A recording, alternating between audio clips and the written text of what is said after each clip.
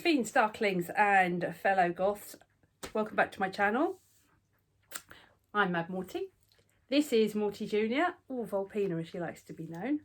Hi. So we actually watched Heavy Metal Mama, wasn't it? Heavy Metal Mama. Heavy Metal Mama doing the goth tag, the Goth Snob tag actually, on her channel. It was a year old, but I'd watched it. Don't think you'd seen it, had you? I hadn't seen it until I got here. No. Until you got here. So a bit behind of the times because that's a whole year ago that it was released. But it created quite a discussion for the pair of us. So we figured, why not do it? So here we are. And so it's nice to have somebody different to actually talk to. So, right. So the first question was, what are your views on goth brands and their affordability? So by goth brands, I'm guessing this is really mainly aimed at people like Killstar, Dolls Kill, Demonia, New Rock. New Rock, obviously that's a big one. That's That a is huge a big one. So, but then you've also got the smaller brands. So, I mean, the one that really springs to mind for me at the moment is XO Umbra, which she does, Sophie Musing. She does really lovely clothes, but they're quite bespoke. Right. So she'll do a very, very small run. She might do like 30 garments and then she'll list them on her shop and that's it. So they carry their own price tag.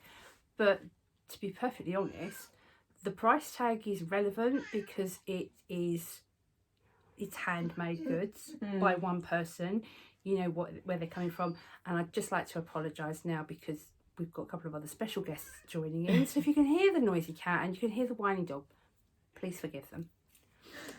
Oh, he's going to put in a full guest appearance. He is. Come on. That would be brilliant, wouldn't it? Yeah, typical. Come on. Okay. Excuse us while Lord Marley joins us. Make your mind up, dude. No. Okay. Right. Affordability. They said never work with children and animals. But yes. So, affordability. So, thank you for your input, Lady Nebbia. So, affordability. So, I mean, like, Killstar, price-wise, you're looking at 40, Crazy. 50, 60, 80, 150, 60 pound for a coat. EMP even. EMP. Who aren't just like goth, that they do steampunk and they do... band merch. Band merch aplenty. All kind of merch, actually. All kind of merch. Coats, winter coats, for example, like 100, 160 pound, whereas you can quite happily get a cheap sort of parka and what have you from Primark for 35, 40 quid. Cats and Christmas trees. So, Marley, we can cut that out. Wait. No.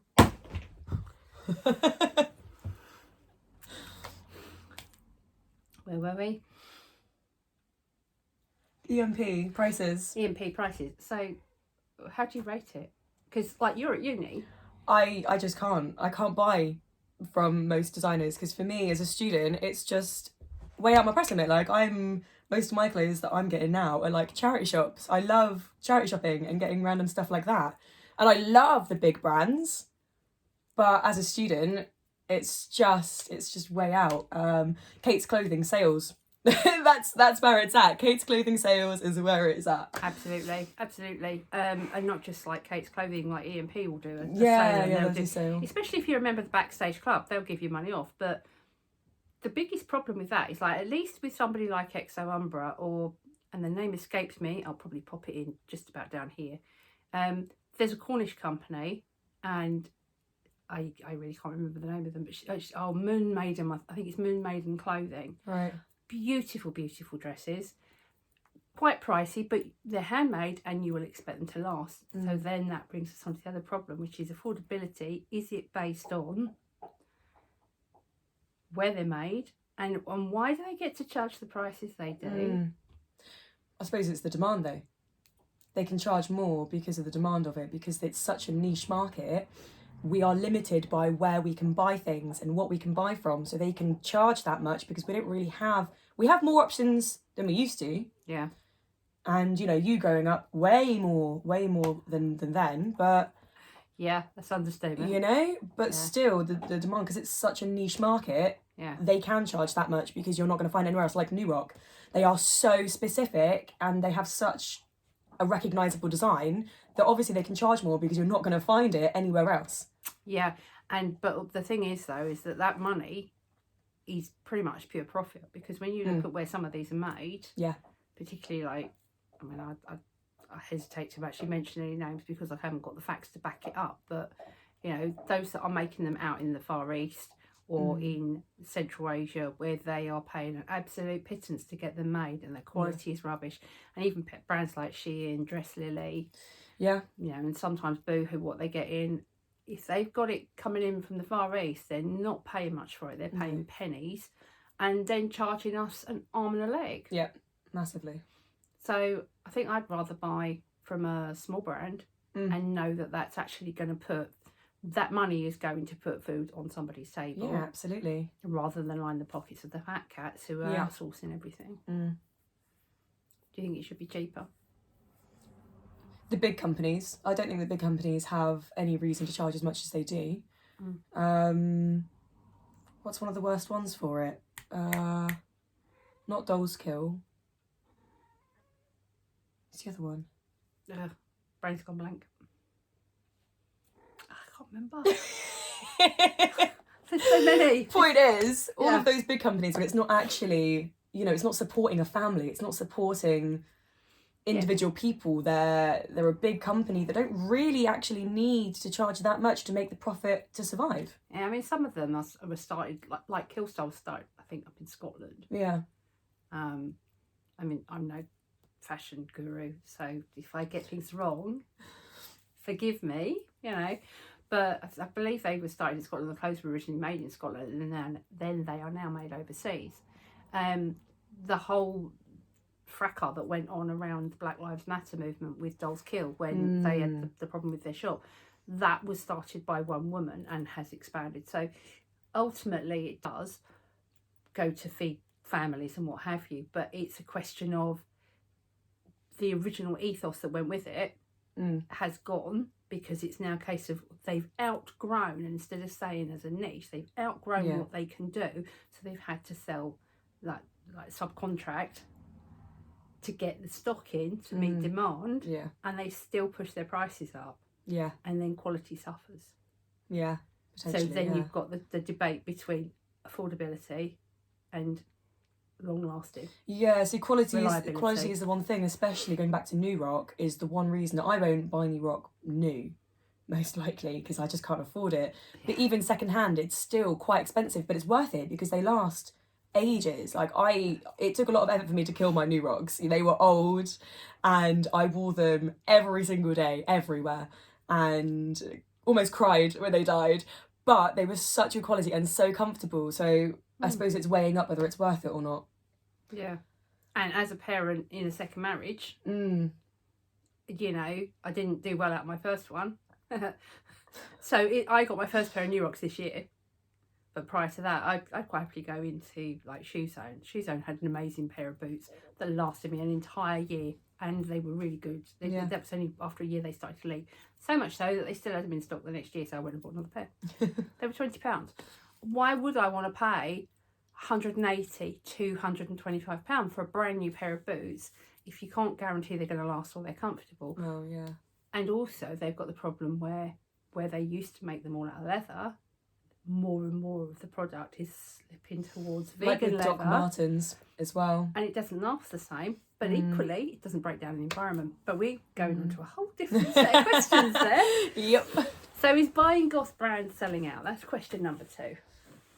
I don't think so, because it's getting less and less kind of taboo, I think. I think there are more people, especially with my kind of, and younger, my age group and younger, you're seeing more kind of baby bats.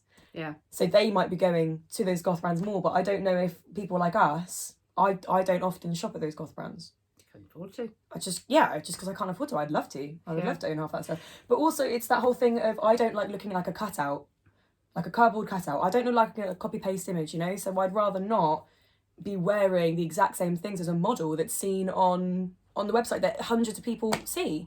You know, I want to have my own style, and you know, I wanna do it all myself. I don't want to look like I'm just copying someone else. Yeah, it'd be very easy to just go, I'll have one of those, one of those, one of those, one of those. Yeah. And you got this, it's copy paste. Yeah. Control C. Yeah, and I honestly, I really don't like it when I'm walking down the street and I see someone else that's wearing the same thing as me. I'm like, oh, don't know about that.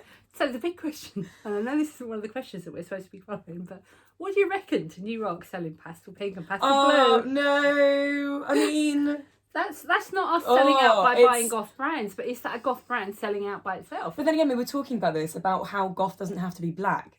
It can be lots of other colours. Yeah. So I suppose but it's when you see those shoes being worn by normies that it's a bit like, yeah, okay. Hands off my brand. Yeah, right. But for me especially, like, having been through school and being bullied for like wearing eyeliner and wearing chunky boots and studded wristbands and stuff, and then seeing now that it's meeting mainstream fashion, that to me is like, well, the ones that were beating on me down for it are now wearing it, and that's okay, but it's not okay when we wear it. Yeah. You know, and that's something that's been picked up a lot, is that mainstream fashion, suddenly it's okay if it's on a catwalk in Paris, but it's not okay for us to be walking down the streets. Showing my age now. A prime example of this was from the... I'm almost embarrassed to be saying it, from the Great British Bake Off about 3 years ago. Right. And one of the contestants was known for always having really dark lipstick. Right. And that suddenly, I just know, the lipstick. You should know, like, they all seem to have like this trademark, you know. So one of them will have this, one of them will have that, and you know, like one of the guys this year, waistcoats. Right. You know, so they all have a thing. But I just remember thinking, she looks amazing. But everybody kept going on, oh yes, that one that wears really dark lipstick, and it suddenly became socially normal. Yeah. A social norm. It became socially acceptable to wear that, and that developed a trend so that suddenly we saw lots of girls, more girls wearing it out on the street that weren't. Yeah. You know, so it's like, and chokers for a while as well. Yeah, and all those sorts of things. So yeah. So not selling out. But if you can do it, if you can afford it. If you can afford it, yeah. For those people that can afford it, I think they are still buying from those top brands a lot. But that's just the privilege of having the money to be able to do that. I'd probably buy more from them if A, I knew it suited me, and B, I knew it would fit me. And in terms of the brands themselves, I have no issue with wearing the brand. It's just being able to afford it. So I have branded goth clothes that I've managed to magically find in a charity shop. Oh, yeah. And I've got no problem wearing the brands at all. And I know that some people do. They have a real hatred against the big brands. But I'm fine with wearing the brand. It's just the affordability of it is just not realistic. That's the quintessential part of being a goth, though, isn't it? Supposedly DIYing, which is the next question. Does DIYing make you more goth? It's a tricky one, because I think it was right at the core of like the creation of the culture. Yeah. But that would have come from the fact that it wasn't available to buy in your shop, you know? No. So that makes complete sense. But I don't think it makes you any more or less. No, I think having that skill is sometimes forced upon you. Yeah. Because even those that DIY'd back then, if it had been available, would they have bought it? Yeah. You know, if they could have afforded it, would they have bought it? I mean, we know an elder goth, don't we? Yep. And she has not got a single item of mainstream goth brands. No. She trawls the charity shops regularly, and she is always finding things, and she is always altering them to fit her and DIYing them to suit. And she has a great skill at doing that. She's amazing. Whereas me, I am useless. I wouldn't know where to start altering clothes. But then you haven't had the need to. No. Well, no, I find stuff in charity shops. One of her problems is her size and shape. True, she's very, very slim. So she's got... Very slim. She's reasonably wide on the hips to that extent, but in proportion to her waist. So she's always got to take the waistband in of everything. So she's had to learn to reduce the size of stuff. Yeah. So, but skills. A woman's got skills. Absolutely. Skills. Question number 4. What music should you listen to be a goth? This is a big one. This is a big one. Oh, man. Any music you like. Whatever. Any music you like. So come on, what's your guilty pleasure? My guilty pleasure? What do you listen what's to most... that wouldn't be called goth? Yeah, Queen. I love Queen. Well, they're I rock. love Queen. I love Queen. They are rock, but then some of their stuff is like kind of more poppy. Yeah. Proper guilty pleasure. Baroque music. I love Baroque music as a style rather than obviously a band. Baroque music, I love it. It's beautiful, and the repetition, but the changing notes. I love that. Classical music, great. But that's very goth. That's cheating. It's not. That's cheating. But then the goth comes from like the romance era though, really, yeah. doesn't it? That's that music. Yeah, that's what. Who else is there? Pink is kind of punky though. Pop. Pop. For me, it's Jamiroquai. Funk. What do I listen to? Oh, I've been listening to more D&B recently though, so that's a real surprise. You know, Urban Dawn's version of Come Together. It's a good song. It's a good song. Yeah, good little jam. But equally, you're a drummer. Yeah. So there is that. Yeah. I'm really into the rhythm, which is why that's where it comes from with D&B, I suppose. It's that love of rhythm. And I think that's what a lot of people don't actually take on board, is that if you only listen to one type of music, yes, you can identify as goth, or you can identify as a metalhead, a rocker, give me a couple of other genres. Jazz? You know, you like jazz or anything like that. You can identify as any of those, but to only listen to one type of music, to only enjoy one type of music is quite one-dimensional. It really is, yeah. But for us, we're so musical in ourselves. Yeah. You know, like how... Yeah, I mean, we've got, as I say, Jamiroquai, I'm looking at the CD rack at the moment, Jamiroquai is sandwiched in between Iron Maiden and Kiss, and Jethro Tull. Yeah. It's actually sandwiched between Iron Maiden and Jethro Tull. I do like a bit of Jethro Tull. Yeah, and that's also showing Thripney bit. I do like a little bit of folky stuff. Yep. Yeah. But, you know, my music tastes tend to lean much more towards metal and rock. But I grew up with Sisters of Mercy, The Mission, I love Sisters. Fields of the Nephilim in the charts, Fields, of course, The Damned, Susie, and all those sort of the proper old school goth bands, and they were there. But at that time in my life, they were there. But my parents were so conservative that the only music that was generally played on the record player in our house was fairground organs and brass bands. But even, let's go back to our friend the older goth, she didn't half love a bit of Frank Sinatra and Elvis Presley. Yeah. Oh, I love a bit of Presley. Yeah. Maybe Barry Manilow. Occasionally. He did write a very good song.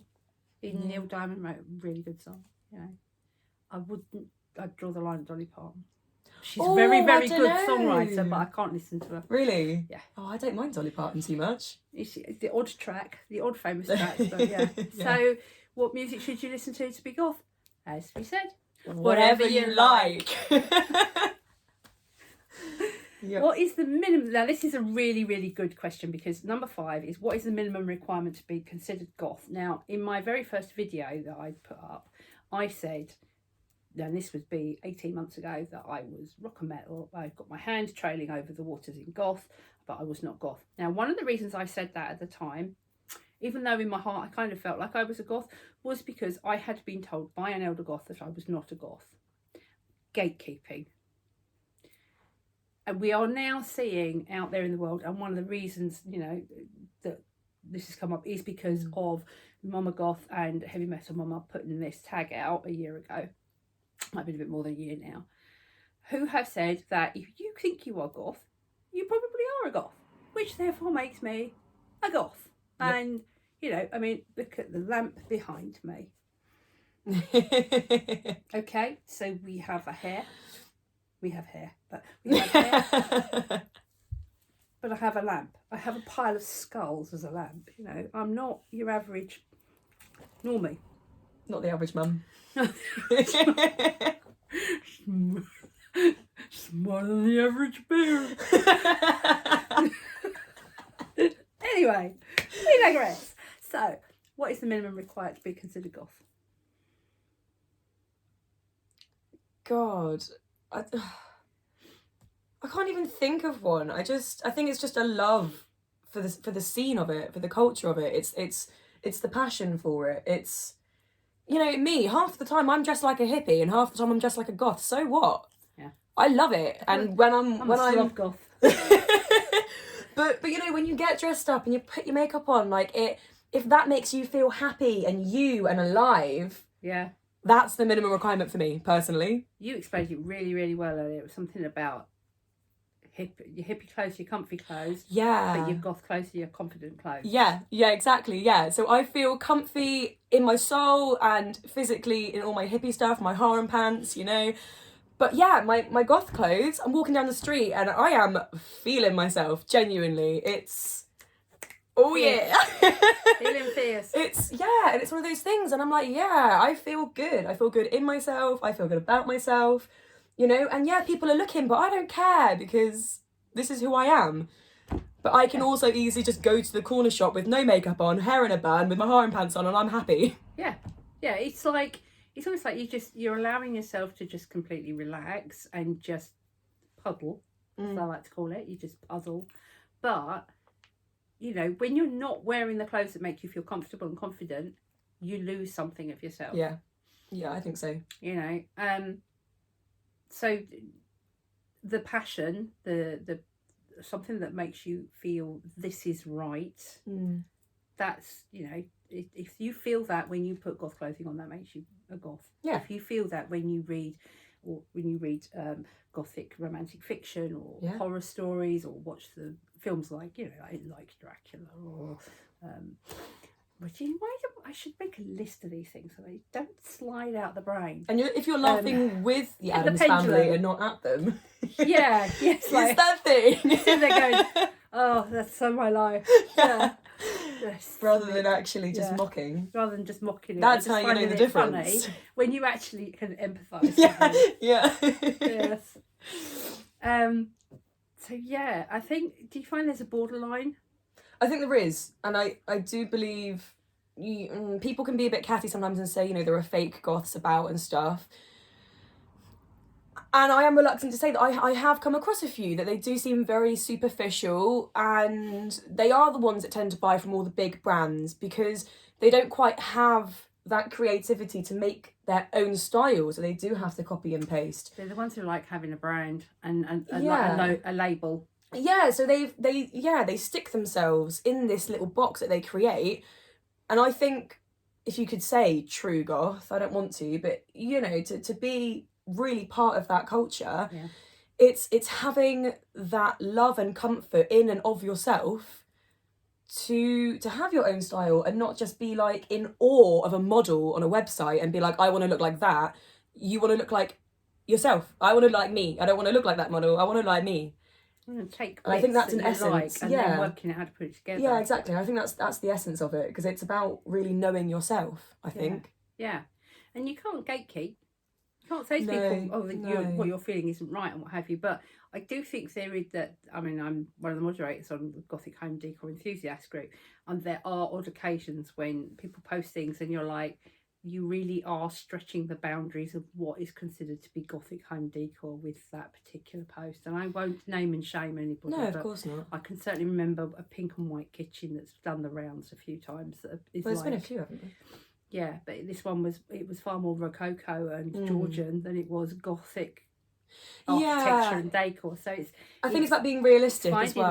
That sort of like borderline is like, if you only wear pink and you don't like the music and you don't like the movies and you don't like anything to do with Gothic, you can't really call yourself no Gothic. And that's we're going back to the whole passion and the love. Goth. You know, you don't have to visibly put it out every single day, but if you have that in your heart, oh, that's cliche.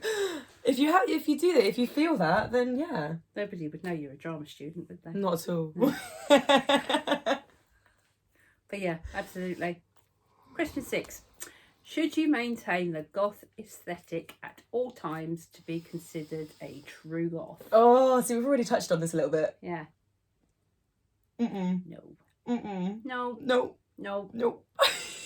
No. There is no way that I am getting up at 6:30 in the morning and putting a face full of makeup on to walk my dogs. Particularly not if it is chucking it down with bad weather. True. And another thing, some people's lifestyles just don't suit it. I'm a drama student. I cannot go to rehearsals with a face full of makeup on, because some rehearsals might include me literally grabbing parts of my face and tearing, you know?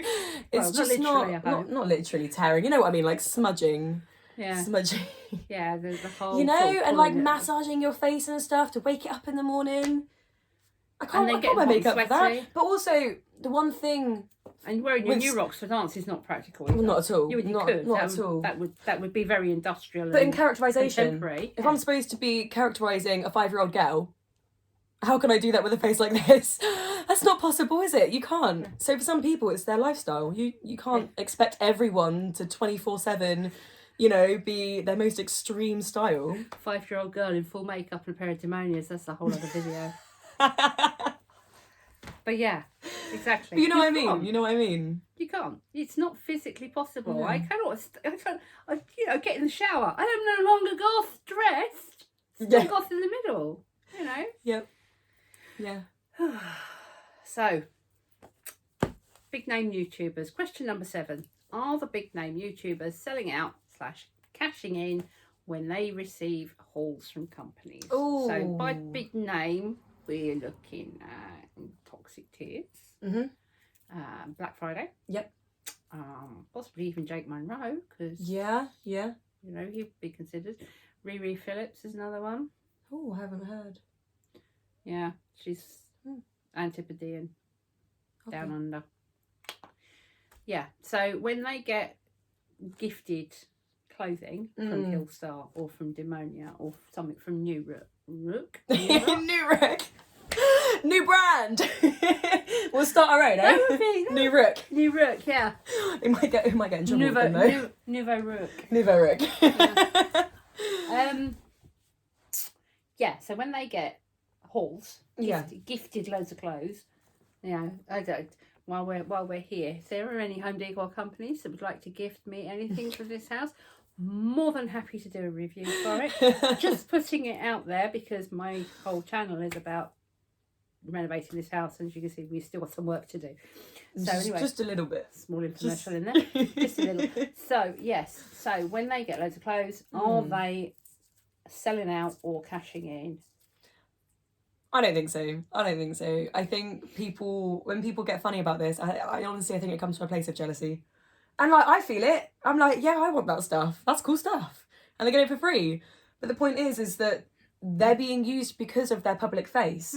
And, you know, a lot of those smaller brands, they can't afford the kind of advertisement that other fashion brands get. You know, they can't afford to put adverts on the TV or, you know, billboards on the street. They can't do that. So, of course, they're going to go smaller. And a lot of these YouTubers do have quite a lot of influence. Some of the small companies, I mean, they, you know, never mind big brands, you know, there's also small suppliers. I mean, a prime example is Morrigan Raven, who is a brand ambassador for Scarlet in Chains. Yeah.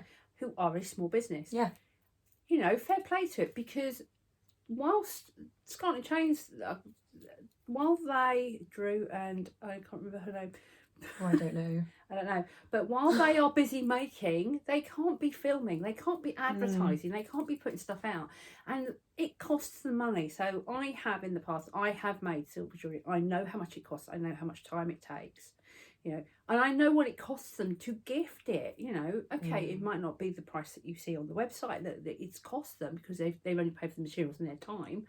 But in getting somebody else to do the marketing for them, they've got a much greater reach. It gives you an opportunity to get to know the brand. So and to get reviews. To get reviews.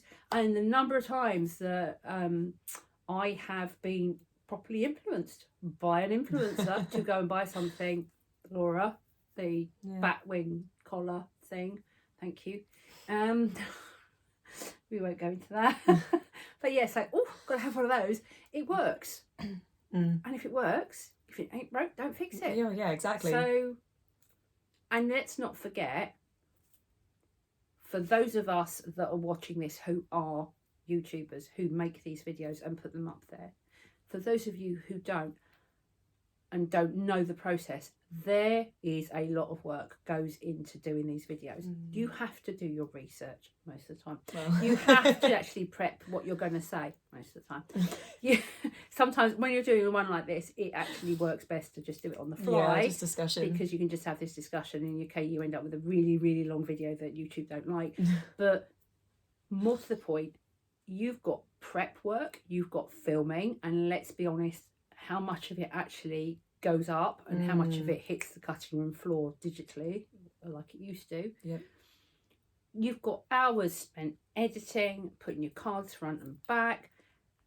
A lot of work goes into actually being a brand ambassador and providing videos, and there is an obligation most of the time to do a video. And if you watch Emily Boo, even to do an anti-haul where she receives something that is rubbish, supposedly as a collaboration with somebody, it's been absolute rubbish, she's still put the time, the energy and the effort in to doing an anti-haul. They're not quick. No. Even a quick one is not quick. You're looking at least an hour on editing, let alone and that's if you film something that's like 10-20 minutes. So no, I don't think they're selling out cashing in. No. I think it's a business negotiation. Oh, absolutely. And should be recognised as such. Yeah, absolutely. I agree. So that brings us on to question 8. So the big name YouTubers, and when we're on YouTube, we're talking about YouTubers, but by that you can also take people that are using Facebook as their platform and Instagram as their platform as well, because that's really picking up more now. Yeah. The big name influencers live their lives in public. Should they expect privacy in their private lives? Hell yeah. Hell yeah. Yep. I think just because you put yourself out there, that's your choice. And in doing so, you should be able to choose how much you put out and how much you don't. Everyone has a private life. Yep. Whether you think you're seeing the whole of that person's life or not, they've still got a private life. You know, and I think, everyone has a right to some privacy. And, you know, if people argue against that they have chosen to put themselves out there, so what? So what? They still have a right. Yeah, absolutely.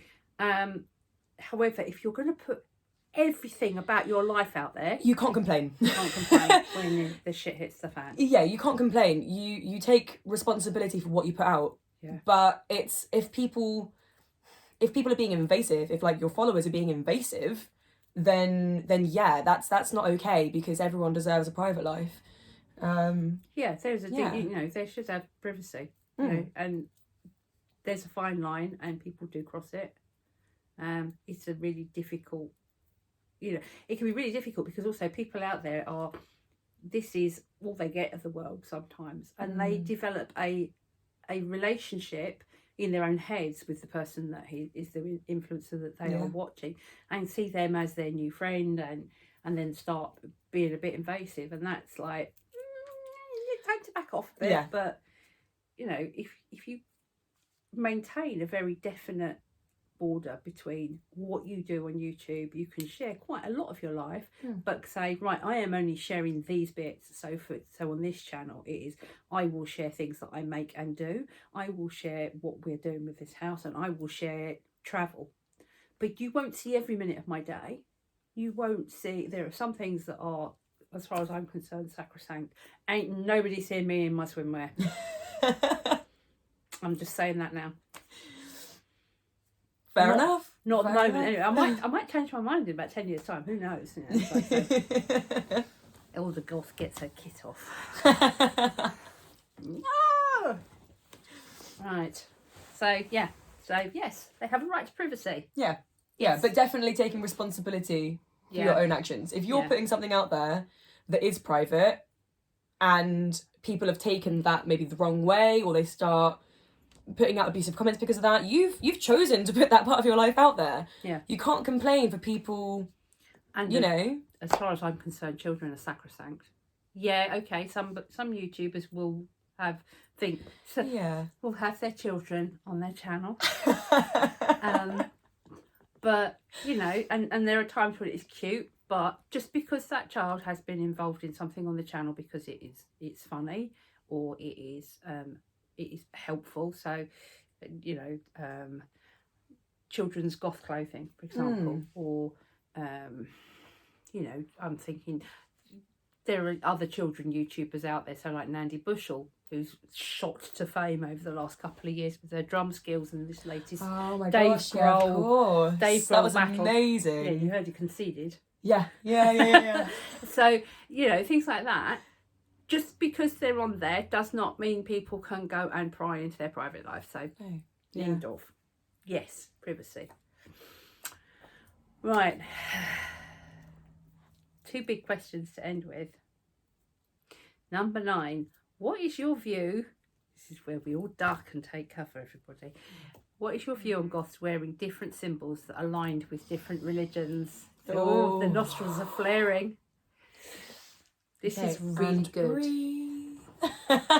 Now, we see a lot out there of people with the Leviathan symbol wearing 666, which isn't a religious symbol, but but it kind has of meaning. Anti-Christian. Yeah. The cross, the Christian cross, Star of David, I've seen on Goth clothing. Obviously the pentagram, the pentacle. I've seen triquetras. About everywhere. Yep. So Ouija board. Oh, the Ouija board. That's a whole. Yeah. That's a whole other thing. The one symbol, and I wouldn't call it aligned with a religion. Yeah, no. So the one symbol that seems to be completely taboo is the swastika. So, obviously. For obvious reasons. And with good reason. And I would not expect anybody to really want to wear it. And those that do really need their bumps felt. For really junior watchers of this, we're talking about the bumps on your head and not anywhere else on your body. So, wearing religious symbols. Oh, not in goth culture, but in hippie culture. Oh, yeah, just cultural appropriation on any level, not just with goths. Yeah. And it's cultural appropriation. Yeah. It's I don't even know where to start with this. There's so much to say. Well, I mean, for example, people with dreadlocks. Rastafarianism. Yeah.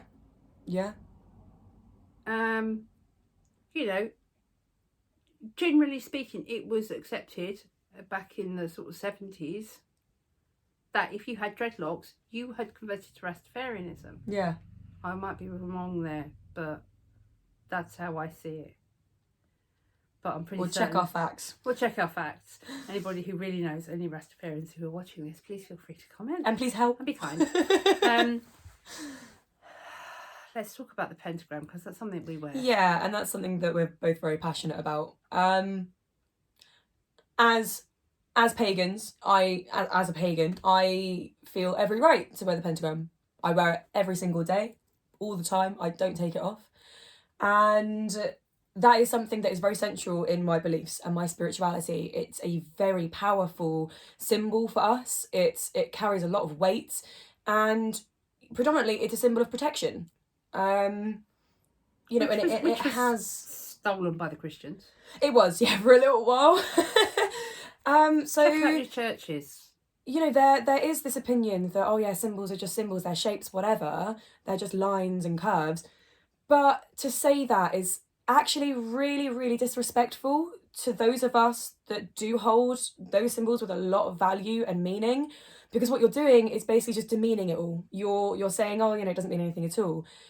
And, for us, we wouldn't wear any other kind of religious symbol because we respect and appreciate and acknowledge that comes from a culture and a belief system that we don't buy into and we don't believe in, but we know that other people do.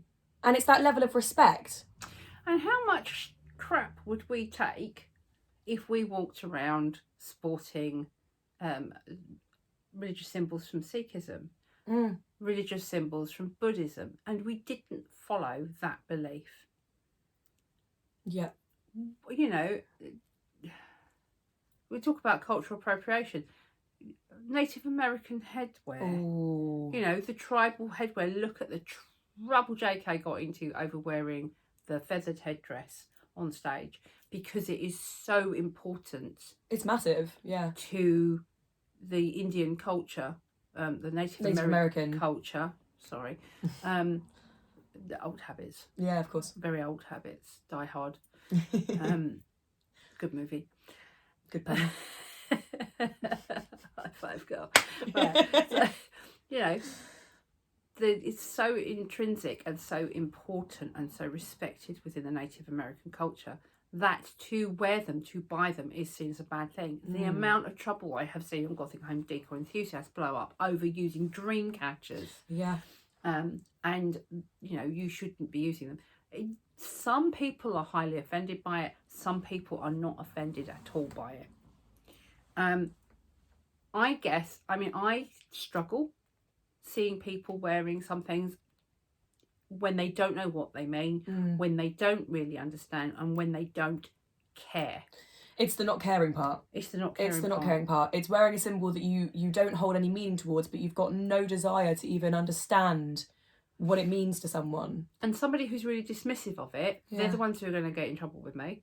But those people that wear it and go, yes, I appreciate it for what it is, and I know that perhaps other people are offended by it, but I respect it, I still want to wear it, that's fine.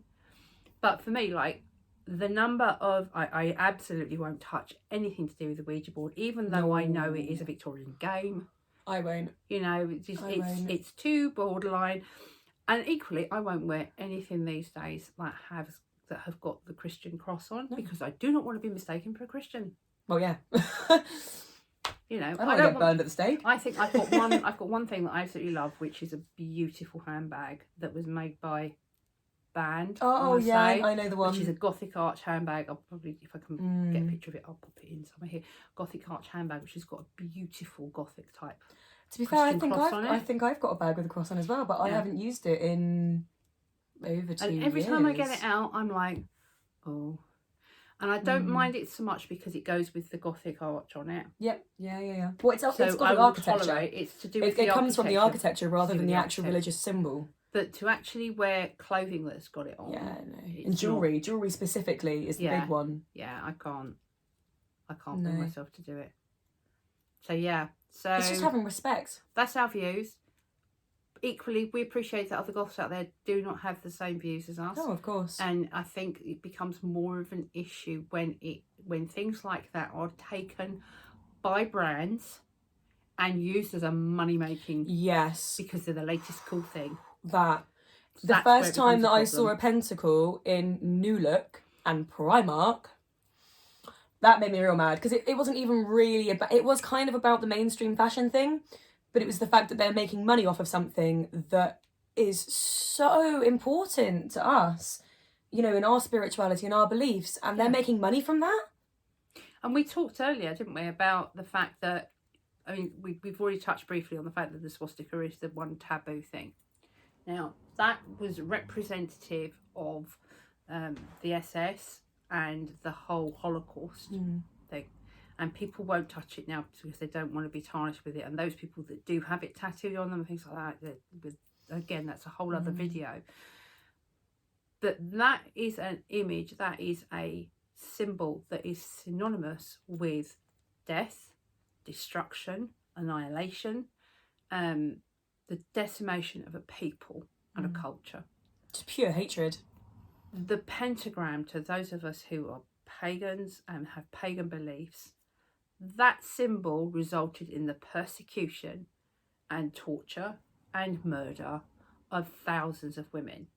And some men. And if you were wearing... And some men, indeed, but it was mostly women. The majority. The Medicine Spoon Memorial in Scotland that they're working on, which is the whole thing about, they issued 1,600 spoons. Each one was representative of a Scottish woman who had died as a result of witch trials. Yeah. That's just Scotland. You couldn't display that image because to do so would likely get you arrested and tried for being a witch. And the number of people out there who wear this symbol, not realising the history behind it and the magnitude of what they are wearing. You know, it's only in the last sort of 10, 20, 30 years it started cropping back that it started becoming acceptable to wear it and not to be persecuted. Now the question is in reverse, in another 500 years' time, will the same apply to the swastika? Will people suddenly find it acceptable? So, how do we feel about the negatively? How do we feel about the negativity, the bullying and elitism in the goth community? It's, oh man, thing is that sentence, that question itself is hypocritical in itself, because that shouldn't be, it's an oxymoron to me. Community and elitism. The goth community, but the goth community specifically, not just community, but the bullying and prejudice and, yeah, the elitism of it. Like, for me, the goth community is one of those that feels, or should feel, accepting. You know, we accept all weirdos in every shape and size, you know? It's one of those things. And not just goth, but it extends out to all the alternative. Yeah. The whole alt community. You know, when I first went to Download, I never felt more at home than when I was at Download Fest, because I looked around and it didn't matter what everyone was wearing. There were people with, you know, New Rocks and chains on, and there were people with yellow raincoats and welly boots. It didn't matter, because we were all there for the same reason. Music. And yeah, the music. And obviously that's a little bit different. The goth culture, the goth scene is a lot broader than, you know, maybe the rock and metal, because it is very centred around the music. And that's a whole debate in itself. But, you know, you should feel at home when you're surrounded by your community of people. You should feel accepted and loved, because you have those common interests. And instead, sometimes when I'm walking down the street and I see another goth, I'm looking and I'm going, oh, I'm in admiration. I love what they're wearing. Maybe to try and smile at them, and to then see a judgmental pair of eyes back. That's quite heartbreaking. It is. And it's like, why? Why? With all of these people out here that hate on us already, why the hell do you feel the need to hate on each other? You know, we get enough prejudice from the rest of society. Yeah. There's no need for it. There's no need for it in our community, you know. But what really shocks me is that there are two levels of it. You get those that are the elder goths, and they're not all the same. No. But you get some elder goths who are like, you haven't DIY'd all your clothes. And that's not how I did it in my day. You're not wearing any makeup. That's not how we did it in our day. You don't listen to the music, you can't be a goth. There's that level of it where that is very much the elitism. Yeah. And then you've got the really young ones who are like, you aren't wearing Killstar.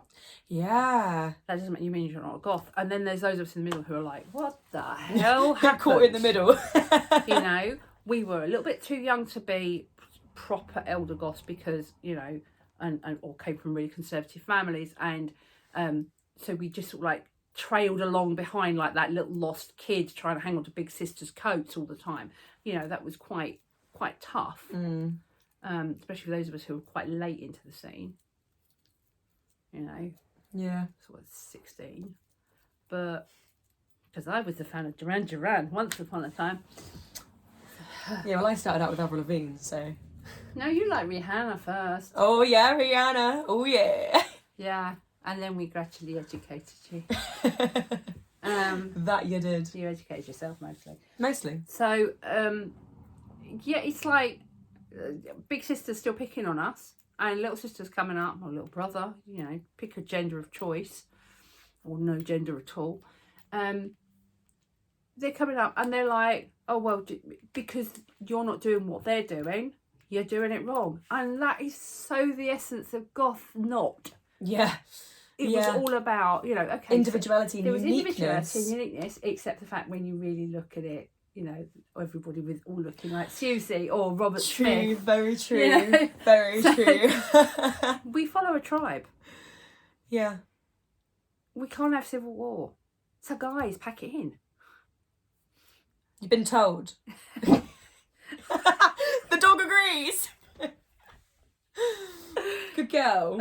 Yeah, you tell them. So do you think we've covered everything? I think so. There's always more to talk about. There's always so much more to talk about. Yeah. Oh, and well, this is Nebbia. You've met Nebbia in my other videos. Hi, baby.